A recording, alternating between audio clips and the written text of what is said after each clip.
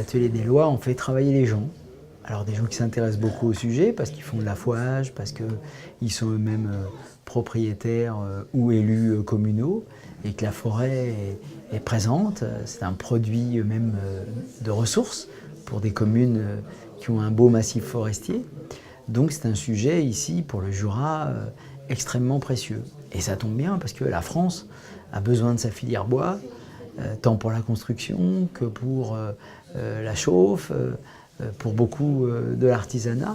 Sans le massif forestier, si on ne le gère pas intelligemment, on va faire des coupes blanches et puis on va avoir un impact négatif sur la biodiversité et le grand cycle indispensable au renouvellement et à la qualité de la biosphère indispensable à la vie humaine. On essaye de construire là des réponses techniques, mais aussi beaucoup inspirées de bon sens citoyen, d'utilisateurs ou d'usagers de la forêt.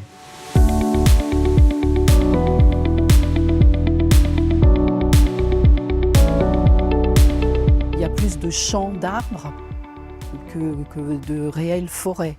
C'est-à-dire que des arbres qui poussent tous en même temps, en ligne. C'est plus des champs que des forêts. On a une tradition forestière, une grosse tradition forestière en France.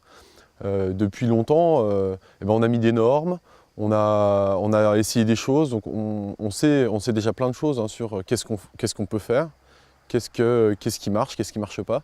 Et il reste une dernière chose qui est encore peu exploitée parce que c'est, on va dire, assez récent, c'est ce qu'on appelle la forêt irrégulière. Donc c'est une forêt dans laquelle on ne va pas essayer de faire pousser les arbres tous au même moment, en même temps, du même âge, de la même taille. On va essayer d'avoir un mélange des âges. Donc c'est une sylviculture qui est née dans les zones de montagne, par exemple dans le Haut-Jura.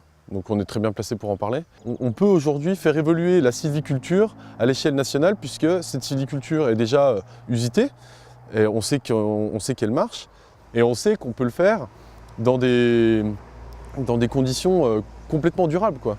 On est promoteur, nous, de la gestion durable en forêt privée. Voilà. Si l'État ne veut plus qu'on le fasse, alors plus personne ne le fait et après les gens font ce qu'ils veulent, quoi.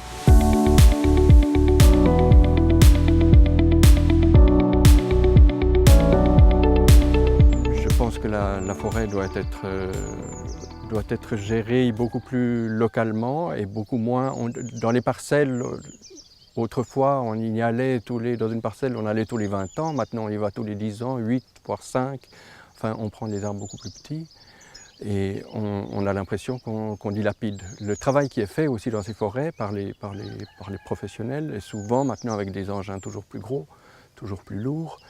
Des questions de rentabilité pour eux font qu'ils ne vont pas gérer le bois jusqu'au bout, ils vont prendre tout ce qui est plus gros, mais le reste reste en vrac.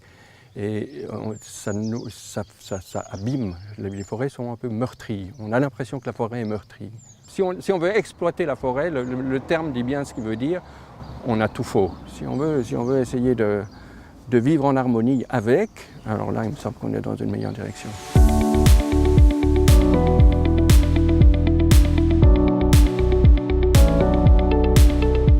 Un atelier des lois, c'est l'occasion d'une construction coopérative entre acteurs de la forêt et usagers de la forêt.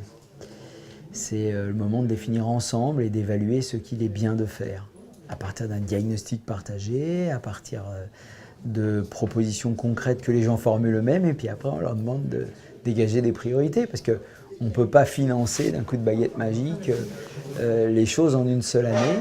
Nous nous projetons dans une mandature de 5 ans, une cohabitation avec M. Macron, puisqu'on n'entend pas laisser M. Macron déployer sa politique productiviste qui détruira par l'extractivisme, par le nucléaire, par la croissance aveugle, qui détruira notre écosystème.